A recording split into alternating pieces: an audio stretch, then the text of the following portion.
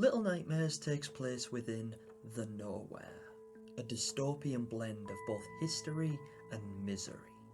A cluster of uncomfortably familiar environments, peppered with just the right amount of distortion to have you questioning everything we happen across.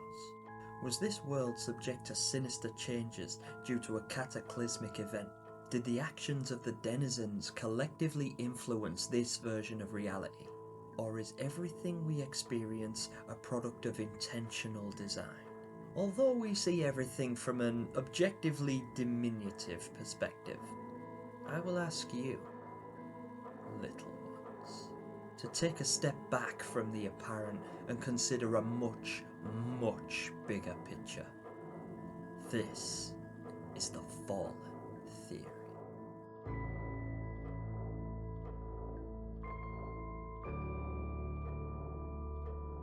But first, the obligatory spoiler warning. This video will contain spoilers for Little Nightmares, Little Nightmares 2, Very Little Nightmares, and potentially the Sounds of Nightmares audio series.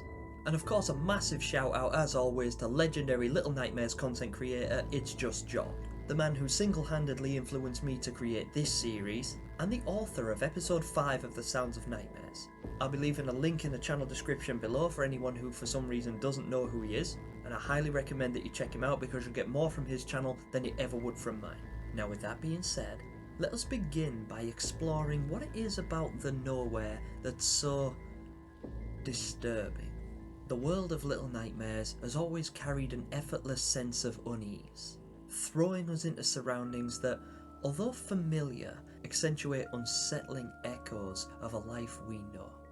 Like whatever deity designed the Nowhere is basically doing its best impression of what it thinks reality should look like. Now I'll ask you to bear that in mind for the time being, because I'm about to say something crazy, and in order for it to make sense, there's a couple of things that I need you to understand. It's possible that the devil created the Nowhere. Wait! As a YouTuber, I fully understand that even mentioning religion in a video is bordering on controversial, and some people will inevitably turn the comments section into a toxic cesspool. But before you abandon ship, let me ask you to consider some of the inspirations that are evident from the general aesthetic of the Nowhere. By now, it's fairly well established that the Nowhere, particularly the Pale City, takes a lot of inspiration from 1950s Britain, a community which largely consisted of those devout to the Christian faith. Now, while we only have limited access to the Nowhere, and have only been subject to its baffling allure for a short time, I find it quite interesting that of all the things that we do not get to see, a cross is among them. Starting with the obvious, throughout the Pale City, we visit a plethora of places, even in passing. A school, a hospital, a tailor's, a barber's, but never do we happen across a church. Not convinced? Well, me neither. Pale City's a big place, and we are really rather small. If there was a church, maybe we missed it. But I find it a little harder to believe that shortly after entering the Pale City, the first place we explore is a school, a boarding school no less, an establishment which, particularly in the 1950s, were proportionately affiliated with the Church of England or other Christian denominations and rife with corporal punishment. An establishment which, among other studies, could be expected to at least teach religious education on some level to its students, even if the school itself doesn't pertain to any specific faith. But again, the school is large, and we certainly didn't comb through its hallways in pursuit of a rogue Bible or crucifix, and could very well have bypassed these artifacts if they were even there. So we leave and continue onwards, before long seeking shelter from the rain in, of all places, a hospital. Now, a lot of you guys don't need me to explain why a British hospital in the 1900s could be associated with religious belief, but I'll just mention a couple of key factors. In the early 1900s, government involvement in healthcare was limited compared to today. As a result, religious institutions and charities took on a more prominent role in providing healthcare services. Over time, especially in the latter half of the 20th century, there was a shift towards secularization in healthcare. Governments became more involved in the provision of healthcare services, and religious influence on hospitals gradually diminished. However, the legacy of religious contributions to healthcare, including the establishment of hospitals and the training of medical professionals, continues to be recognized in many places. Some hospitals still bear the names of saints or have religious affiliations, even if their governance is now more secular. Even today, you may recognize connections between your own local hospital and the Abrahamic religions. A lot of them are built close to places of worship, and some even contain their own areas designated for prayer, as people visiting hospitals often do. Yet these dank, cold, and uninviting hallways don't so much as contain a single religious symbol. Or do they? You see, I stated in a previous video that there is one particular image that appears in all of these locations: the all-seeing eye. We see it in the televisions, in the paintings on the walls, intricate mouldings etched into the doors, walls, and ceilings of almost every significant location within the nowhere. But you may recall that I said a moment ago that it's possible that the devil created the nowhere. But surely if that's the case, then we should be seeing upside down crucifixes, statues of the Baphomet, and pentagrams drawn everywhere. Right? Well, no. And if you'll humour me for just another moment, I think I can help you to see why. Let me explain. Most of the items associated with devil worship, at least in the generic sense, are used for summoning the devil, not worshipping him. The devil doesn't need to be summoned into the nowhere because he's responsible for its creation. He is as omnipresent here as God is on earth. In fact, something heavily correlated with the occult and devil worship is the sacrifice of children and indulgence in sin to garner his favour. Favours such as wealth, control, or power. This could explain why we don't find any religious paraphernalia in the places we're most likely to see it. It explains why there are no churches here that accommodate the Abrahamic beliefs. It explains why the nowhere is such a dark and miserable interpretation of God's creation. The devil couldn't replicate it if he tried, because whenever he tries to emulate God, his creations become corrupted and distorted. An example that was given to me when I was a child was that when God created bees, the devil tried to replicate it, but he ended up creating wasps. However, if we assume that all of this is true and the devil did in fact create the nowhere, then what do the eye symbols have to do with anything? Well, you may associate conventional depictions of the devil with goat legs, pointy horns, and a pitchfork. But this is what demons look like after they're cast into hell and cursed to take on hideous and abominable forms. The devil is no mere monster. He is a fallen angel. A high-ranking angel, no less. His name was Lucifer, and Lucifer was a seraphim. Do you know what a seraphim looks like? This!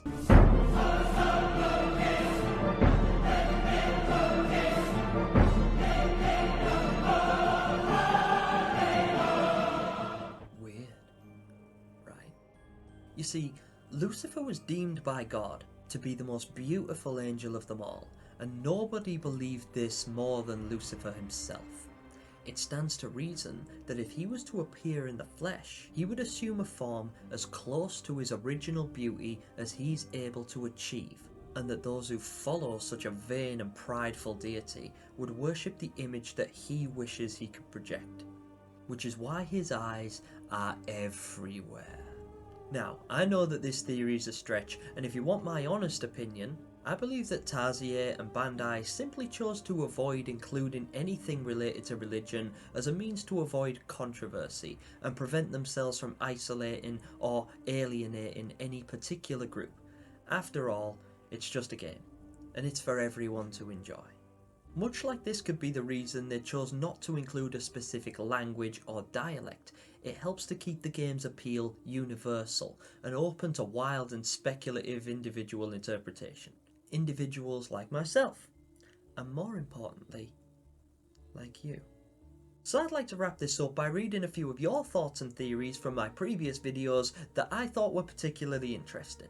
First we have Kai Marijnissen, and please forgive my pronunciation, my Dutch is awful. Kai says some very kind words, and then they say, and by the way, I have a theory about the janitor. Maybe you already know the theory, but I and a lot of other people think that the janitor was made by the doctor in the Pale City, and that the bag with the all-seeing eye on it that Mono gave to something with long arms was actually the janitor. But we all don't know. What do you guys think? Now this is really interesting actually, and I think Jordan might have touched on this at one point or another, so I don't want to deep dive too much because I do think the theory has been looked at before, but I had to include it because it is something that I don't think I've really mentioned in any of my videos. Because this is absolutely valid, because it is actually stated in the law that Roger, or the janitor, fled from wherever he was to the moor. And it's reasonable to assume that he fled from the Pale City because we find his mask in the hospital. And it's also very true that Mono delivers a package, if you know the secret that is, Mono delivers a package to a long-armed, creepy-fingered entity. Now I have seen this camera taken out of bounds, and it's actually just the character mesh for Monster 6 that's programmed to accept that parcel through the letterbox, and that's why the fingers are all long and distorted. But that doesn't mean that Monster 6 was actually what was intended to be behind the door. Much like in the original Little Nightmares, something passes by a peephole. We know it to just be a random slab of untextured meat, but the developers likely wanted us to think that that was another disturbing denizen of the moor. And it did a fantastic job with it because there's been several theories surrounding that as well. It is very, very possible that the janitor lived in the Pale City and he accepted his mask. The part that you guys are referring to is the part where Mono turns off the life support system for this character here, who looks awfully similar in dimensions to Roger. As in, he seems to have like short stubby legs, maybe they've been cut off at the knee, and a rather oversized head. Certainly a possibility. And I think the Doctor could have had a massive influence on a lot of the characters, not just the janitor. But I wanted to mention this one because I do want to put it out to you guys and see what a lot of you think. And again, I think Jordan might have covered this at one point or another, so don't forget to check out the videos over on his channel surrounding the Doctor, and of course the one surrounding the entity that you deliver the post to, because he has done that one as well. Kenshi Dude says, I said this theory once and it didn't sound right to a lot of people. That this proves 6 is in Little Nightmares 3. When 6 is hungry, the second time in Little Nightmares 1, you hear some music, people would say. But I believe 6 is humming, since it sounds like the music box in Little Nightmares 2, and it will make sense that she's humming that song since that was the music that was calming her down in Little Nightmares 2 when 6 was a monster. And if this is true, then 6 is in Little Nightmares 3, since you hear the humming in the trailer, and the only person that will hum that song is 6. Now, in the interest of remaining unbiased, I do want to mention this, that although it's absolutely true that that is considered 6's theme, and it was playing with her music box, and some renditions of that tune are actually called 6's theme, but it's also so synonymous with the Little Nightmares universe that they could have just included it as an extra bit of punch. There might not be anything behind it. It could literally just be the theme tune for the game, considering it's been involved in all of them, and it just so happens that 6 has too. But I think you could be onto something, because I did a little bit of research after my recent Christmas special live stream, which I'd like to thank all of you for attending if you were there, because it was fantastic. We did a giveaway, it was brilliant. Go back and watch that if you want to, because it was really fun. But something that was brought to my attention when I finished that game, after I closed down the stream, I went back into the game and I did a little bit of digging. Because I covered this a little while ago in a video called The Hostile Theories, where I speculated on what enemies we could potentially see, and 6 was one of them for Little Nightmares 3. Now, something that I didn't really think about all that much, but could very well be linked to what you just said, is the inclusion of black smoke surrounding the mirrors. The only other times we see this black smoke is with the lady and with 6 when she takes the lady's power. Now, if we're to assume that Little Nightmares 3 takes place after the original Little Nightmares game, then we can assume that 6 still carries those powers with her, and that 6 now knows the importance of the mirrors. But it seems that 6, while she was on the moor, only encountered 2 fully intact mirrors, and she destroyed both of them. The first one in the guest area in the bathroom, and the other one while fighting the lady. And I don't seem to recall coming across any other fully intact mirrors on the moor. In fact, they were all destroyed for a reason. And they do seem intrinsically linked to the lady as well. So a very, very valid opinion, and I'd like you guys to just drop a little comment for me and speculate on that, because I know I'm not the only person that really, really wants to see 6 back. I totally agree that it's Low and Alone's time to shine, and a step away from the norm might be refreshing, but it's 6. She's my favourite. Based on, question mark, says, hey Gemini, what do you think about the gnomes being in the Sounds of Nightmares episode 5? Unless I'm mistaken, the lady is the one who makes the gnomes out of the children, right?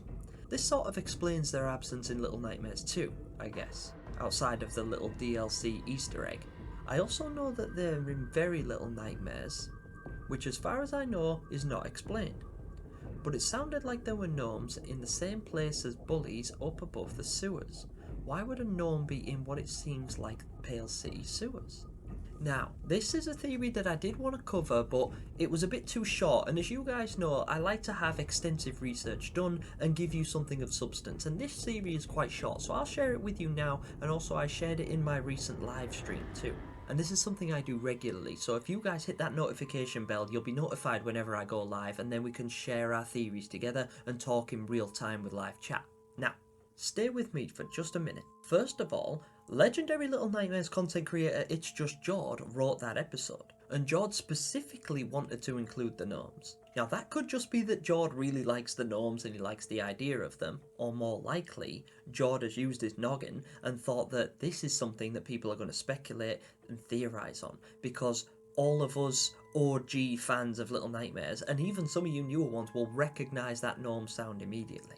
So why would the gnomes be in the Pale City at all? In fact, why would they be on the nest? Why would they be anywhere apart from the moor, if the lady is in fact the only one with the power to make them?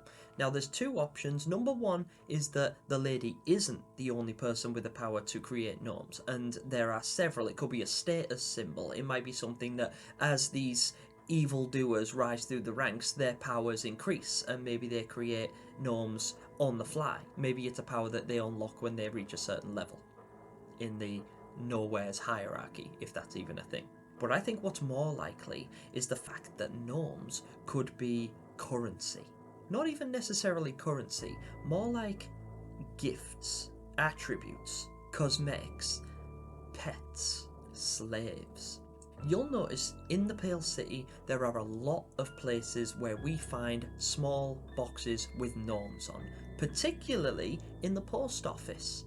Now I think what this could represent is the fact that gnomes could be sold to people.